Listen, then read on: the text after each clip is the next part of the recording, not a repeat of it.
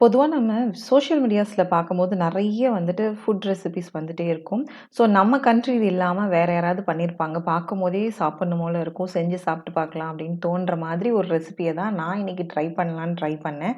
But வந்து இதுக்கு potato பொரியலே பரவால்ல. பொட்டேட்டோ ஃப்ரையே நம்ம பண்ணியிருக்கலான்ற அளவுக்கு ஆயிப்போச்சு. வீடியோ ஃபுல்லா பாருங்க. இதுவரைக்கும் நம்ம சேனல் சப்ஸ்கிரைப் பண்ணா மறக்காம சப்ஸ்கிரைப் பண்ணிக்கோங்க. நோட்டிஃபிகேஷன் பெல் ஐகான ஆன் பண்ணிக்கோங்க. ஒரு சொதப்பலான பட் ஓகேவான ஒரு ரெசிபி தான் ஸ்பைசி பொட்டேட்டோ சீஸ் பால். உங்களுக்கு இது நல்லா வரலாம். ஸோ வீடியோ ஃபுல்லா பார்த்துட்டு நீங்களும் ட்ரை பண்றதுனா ட்ரை பண்ணி பாருங்க. வாங்க இப்போ எப்படி செய்யுதுன்னு பார்க்கலாம். 4லேருந்து ஒரு 5 பொட்டேட்டோ வந்து எடுத்துக்கலாம். பொட்டேட்டோ வந்து நல்லா கழுவி வாஷ் பண்ணிட்டு வேக வச்சு எடுத்துக்கிட்டேன். ஸோ இது கூட வந்து பார்த்தீங்கன்னா, நம்ம வந்து சோள மாவு, கார்ன்ஃப்ளவர் அண்ட் சீஸ் வந்து ஆட் பண்ணி நல்லா ஸ்மாஷ் பண்ண போறோம். ஸோ நம்ம கட்லெட் கூட பண்ணியிருக்கலாம் சிம்பிளா. பட் வந்துட்டு மேபி அவங்களுக்கு நான் ஏதாவது மிஸ்டேக் பண்ணியிருக்கலாம். ஆனா வந்து பார்த்தீங்கன்னா, டேஸ்ட் வந்து ஓகேவா இருந்துச்சு. எல்லாருக்கும் இந்த ரெசிபி பிடிக்கும்னு நம்ம சொல்ல முடியாது. கொஞ்சம் சைனீஸ் வெரைட்டீஸ் விரும்புறவங்க தாராளமா இத ட்ரை பண்ணலாம். ஸோ இப்ப வந்து பார்த்தீங்கன்னா, பொட்டேட்டோவ நல்லா ஸ்மாஷ் பண்ணிட்டு, அது கூட வந்துட்டு கார்ன்ஃப்ளவர் வந்து 2 டேபிள் ஸ்பூன் சேர்த்துக்கோங்க. பொட்டேட்டோ வந்து ரொம்ப தண்ணி இல்லாம நல்லா திக்கா இருக்கணும். நீங்க வந்து ரொம்ப கொழைய வேக வச்சு இது பண்ணிறாதீங்க. அப்ப கார்ன்ஃப்ளவர் ஜாஸ்தி சேர்க்கிற மாதிரி ஆயிரும். அடுத்து தேவையான அளவு உப்பு. உப்பு வந்து நான் வந்து கருவேப்பில உப்பு ஆட் பண்ணியிருக்கேன். கூட பெப்பர். அதுக்கப்புறம் சீஸ வந்து துருவி சேர்த்துருக்கேன். கருவேப்பில உப்புனா ஒண்ணும் இல்லைங்க. நம்ம கல்லுப்பு வாங்கிட்டு வந்து கருவேப்பிலையோட லைட்டா வந்து வடசட்டியில வறுத்துட்டு, அத பொடி பண்ணி எடுத்து வச்சுக்கிறது தான் வந்துட்டு கருவேப்பில உப்பு. ஸோ இப்போ வந்து பார்த்தீங்கன்னா, நம்ம சீஸையும் ஆட் பண்ணிட்டு, இதையும் நல்லா வந்து பெசஞ்சிட்டு, சப்பாத்தி மாவு பதத்துக்கு கொண்டு வரணும். இங்க தான் நான் மிஸ்டேக் பண்ணேன். கையில ரொம்ப நேரம் பெசைய முடியாதுன்னு சொல்லிட்டு பிளெண்டர்ல போட்டுட்டேன். ஸோ பிளெண்டர்ல போட்டதும், அது ரொம்ப வந்து பார்த்தீங்கன்னா, ஸ்டிக்கியா ஆயிப்போச்சு. ஸோ அந்த ஸ்டிக்கினஸ் போகறதுக்கு நான் இன்னும் கொஞ்சம் சோள மாவு சேர்க்கிற மாதிரி ஆயிப்போச்சு. ஸோ ஃபைனலா நான் வந்து எப்படியோ வந்து பால்ஸ் ரெடி பண்ணி எடுத்து வச்சுட்டேன். பட் வந்து பார்த்தீங்கன்னா, நம்ம இவ்ளோ கார்ன்ஃப்ளவர் சேர்த்து இந்த ரெசிபி செய்யும்போது, இது ஹெல்த்தியா இருக்குமா? அப்படின்றதுல எனக்கு ஒரு கொஸ்டின் மார்க் இருந்துச்சு. ஸோ இருந்தாலும் ட்ரை பண்ணி பார்ப்போம். எப்பயாவது ஒரு தடவ தானே அப்படின்றதுனால ட்ரை பண்ணிட்டு, ஸோ உங்களுக்கும் ஷேர் பண்ணலாம் அப்படின்னு சொல்லிட்டு தான் இந்த வீடியோ போட்டிருக்கேன். இது வந்து பார்த்தீங்கன்னா, ஃபுல்லா அத செய்யுங்கன்ற ரெசிபி வீடியோ இல்ல. இப்படிலாம் கூட செய்றாங்க. நம்மளும் இப்படி செஞ்சு பார்த்தா எப்படி இருக்கும்? அப்படின்ற ஒரு கான்செப்ட்ல தான் இந்த வீடியோ. ஸோ பார்த்தீங்கன்னா, நம்ம குட்டி குட்டி பால்ஸ வந்து புடிச்சு வச்சது, நல்லா தண்ணி கொதிக்கும்போது அத சேர்த்துக்க போறோம். ஸோ இது பார்த்தீங்கன்னா, எக்ஸாக்ட்டா நம்ம பாஸ்தா செய்ற மாதிரி தான்.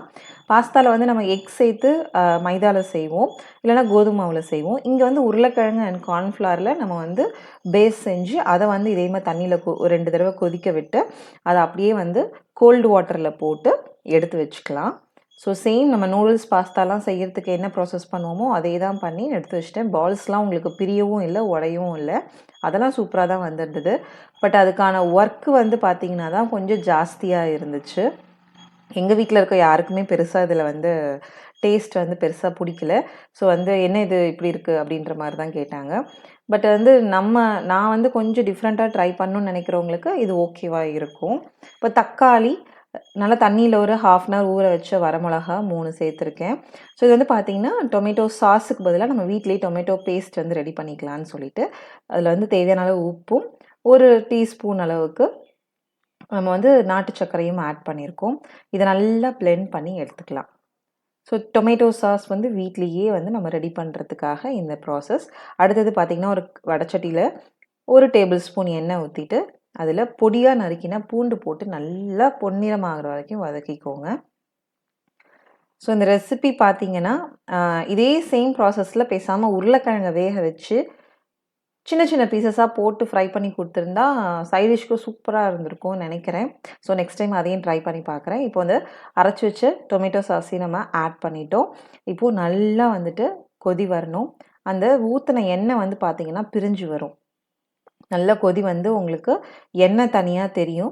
அதே மாதிரி அந்த பச்சை வாசனை போனதுக்கப்புறம் நம்ம வந்து தேவைப்பட்டால் 1 டீஸ்பூன் சோயா சாஸ் சேர்த்துக்கலாம். வீட்ல இருந்துச்சுன்னா சேர்த்துக்கோங்க. இல்லன்னா ஆப்ஷன் தான். ஸோ சைனீஸ் அந்த ஃபீல் வரணுன்றதுக்காக நான் வந்து 1 டீஸ்பூன் சோயா சாஸ் ஆட் பண்ணியிருக்கேன். இப்போ அது நல்லா கொதிச்சதுக்கப்புறம் நம்ம வந்து அங்க பாயில் பண்ணி எடுத்து வச்சிருக்க பொட்டேட்டோ சீஸ் பால்ஸ இதில ஆட் பண்ணிரலாம். ஸோ வந்து பார்த்தீங்கன்னா, நான் ஒரே ஒரு விஷயம் சொதப்புனதுனால எனக்கு ரொம்ப டைம் எடுத்துச்சு. அதே மாதிரி ஒரு வீடியோ செஞ்சு, வீடியோ போடுறதுன்றது ஒரு ஈஸியான டாஸ்க்கே கிடையாது. ஏன்னா இந்த ரெசிபி வந்து நல்லா வந்திருந்ததுன்னா நமக்கு ஒரு சாட்டிஸ்ஃபேக்ஷன் இருந்திருக்கும். எல்லாருக்கும் பிடிச்சிருந்தது அப்படின்னா. ஆனா வந்து பார்த்தீங்கன்னா, பிடிக்கலன்னு வரும்போது பார்த்தீங்கன்னா, இதுக்காக நம்ம மெனக்கெட்ட டைம் வேஸ்ட்டா ஃபீல் ஆகும். அப்புறம் பாத்திரம், இத செய்யறதுக்கு நம்ம யூஸ் பண்ண பாத்திரம் சேர்ந்திருக்கும் பாருங்க. அத விளக்கணுமேன்னு நெனச்சா இன்னும் நமக்கு டென்ஷன் ஆகும். ஸோ அந்த அளவுக்கு வந்து இது ஒரு சாட்டிஸ்ஃபேக்ஷன் இருக்கணும் ஒரு ரெசிபி நம்ம பண்ணும்போது. ஸோ இப்ப பார்த்தீங்கன்னா, நல்லா வந்து கிளறிட்டு கொதி வந்து அது நல்லா திக்கானதுக்கப்புறம் கொத்தமல்லி தழைகள் தூவி வந்துட்டு நம்ம சூடா சர்வ் பண்ண வேண்டியதுதான். மேல வேணும்னா கொஞ்சம் சீஸ் ஆட் பண்ணிக்கலாம். ஸோ டிஃப்ரெண்ட்டா சாப்பிடணும்னு ட்ரை பண்றவங்களுக்கு மேபி இந்த ரெசிபி பிடிக்கலாம். பட் சவுத் இந்தியன் ரொம்ப காரசாரமா சாப்பிடணுன்றவங்களுக்கு இது இறங்குறது கொஞ்சம் கஷ்டமான ஒரு ரெசிபி தான். இந்த வீடியோ உங்களுக்கு பிடிச்சிருந்தா மறக்காம நம்ம சேனலை சப்ஸ்கிரைப் பண்ணுங்க, ஷேர் பண்ணுங்க, கமெண்ட் பண்ணுங்க. உணவே மருந்து, மருந்தே உணவு அதுவே நம் பாரம்பரியம். தேங்க்ஸ் ஃபார் வாட்சிங்.